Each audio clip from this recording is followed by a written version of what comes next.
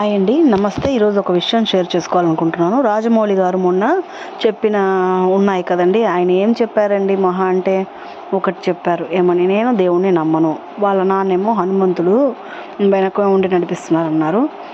నేను నమ్మను అన్నారే కానీ ఈ పలానా దేవుడు అని చెప్పలేదు కదండి ఎక్కడ. మా నాన్న అన్నారు, నాకు మాత్రం దేవుడు అంటే నమ్మకం లేదు. మన తెలుగు డిక్షనరీలో ఏముంది? నాస్తికుడు అనే వర్డ్ కూడా ఉంది.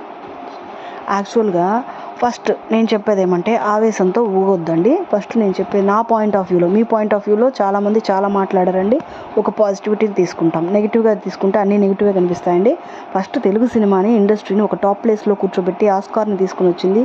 ఈరోజు తెలుగు ఇండస్ట్రీ అని చెప్పి దేశం మొత్తానికి, లోకం మొత్తానికి చాటి చెప్పింది ఎవరండి? ఘనత ఎవరిదండి? అతనిదే. సో ఈరోజు ఆవేశంతో అతను ఏదో ఒక మాట అన్నాడని చెప్పని అధఃపాతాలనికి తొక్కేయడం, సినిమాలు ఎవరు చూడొద్దు, బ్యాన్ చేయాలని చెప్పడం సబబు కాదండి. అనుభవజ్ఞులు మోస్ట్గా ఎక్కువ ఏంటంటే అనుభవజ్ఞులు ఆవేశపడిపోతున్నారు. ఆ అనుభవంలో వాళ్ళ విమ్రతను కోల్పోయి, మంచిని కోల్పోయి, చెడు, కోపం, ఆవేశంతో అనకూడని మాటలు అంటూ అంటే కాన్షియస్నెస్ని కోల్పోయి, నాలుక ఎప్పుడు చెడు మాటలు మాట్లాడుతుందంటే కాన్షియస్ని కోల్పోవడం అనమాట, కాన్షియస్నెస్ని. అందుకే ఆవేశం పనికిరాదంటారు. దేవుణ్ణి నమ్మను అన్న మాట ఇంట్లో వాళ్ళ దగ్గర ఎట్లా చెప్తామో అట్లా తన అభిమానులతో ఆ స్టేజ్ షోలో పంచుకున్నాడండి. అది తప్ప. తెలుగు డిక్షనరీలో ఒక వర్డ్ ఉంది, నాస్తికుడు, ఆస్తికుడు అనేది. ఆస్తికుడు అంటే దేవుణ్ణి నమ్మేవాడు, నాస్తికుడు అంటే దేవుణ్ణి నమ్మనివాడు. సో ఇతన్ని నాస్తికుడుగా తీసుకోండి. ఆ మాటలు ఉన్నాయి. ఇప్పుడు తెలుగు వాళ్ళకి అది మర్చిపోతున్నారు, తెలుగు రాని వాళ్ళు.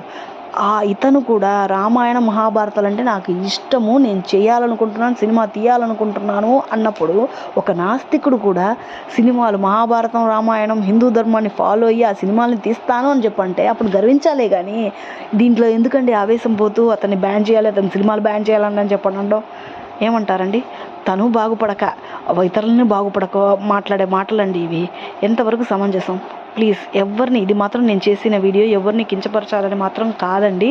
నేను ఏ పార్టీకి సంబంధించిన దాన్ని కాదు, కామన్ ఉమెన్గా, సాధారణ మహిళగా నేను మాట్లాడుతున్నానండి. విషయం మాత్రం ఇది, నాకు తోచింది, నా పాయింట్ ఆఫ్ వ్యూలో నేను అనుకున్నది మీకు చెప్పాలనుకుంటున్నాను. ఒక ఘనత చరిత్ర సృష్టించి ఆస్కార్ అవార్డ్ లెవెల్కి ఇప్పుడు ఒక్క మాటతో అతన్ని మరీ ఇంత ఘోరంగా అవమానిస్తున్నామంటే మనం ఎంత దిగజారిపోతున్నాము, ఆ ఆవేశాలతో మన స్పృహని కోల్పోతున్నాము అనేది నేను మళ్ళీ గుర్తు చేస్తున్నానండి. Thank you. అతను ఎక్కడ ఎవరిని కూడా ఆ ప్రస్థానంలో మీరు దేవుణ్ణి నమ్మొద్దు అని మాత్రం చెప్పలేదండి. చెప్తే అప్పుడు మీరు కోప్పడంలో అర్థం ఉంది. Thank you.